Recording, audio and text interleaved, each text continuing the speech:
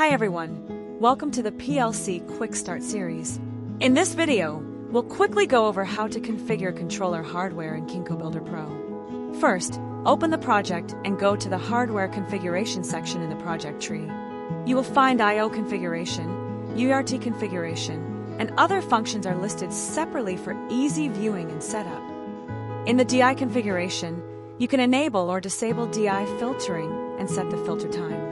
In the DO configuration, you can set the DO output status when the device stops. In the AI configuration interface, you can select whether the device's AI input mode is current type or voltage type.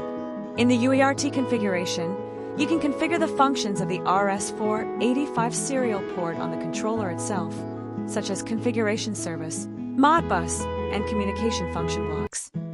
Similarly, in the network configuration, you can enable the Modbus TCP function for the Ethernet port.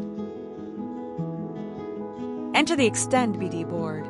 You can add modules to the 2 slots as needed and configure parameters for each module, such as filter time and signal type. After adding the corresponding BD board, you can view the added BD board variables in Variable Manage function.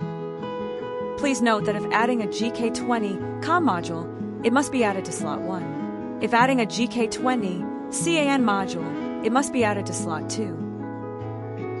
When a GK20 CAN is configured in the Extend BD board, a CAN configuration item will appear under the hardware configuration.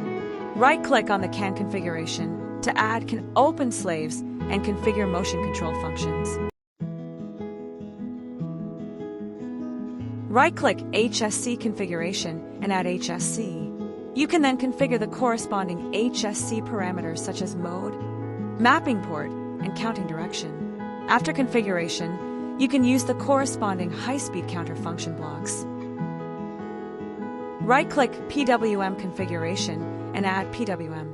Then configure the mapping interface for PO. After configuration, you can use the corresponding PWM function blocks. After completing the configurations, click Write All Pages or Write Current Page. After writing, the device will automatically restart. You can also click Read All Pages to retrieve the controller's current configuration settings.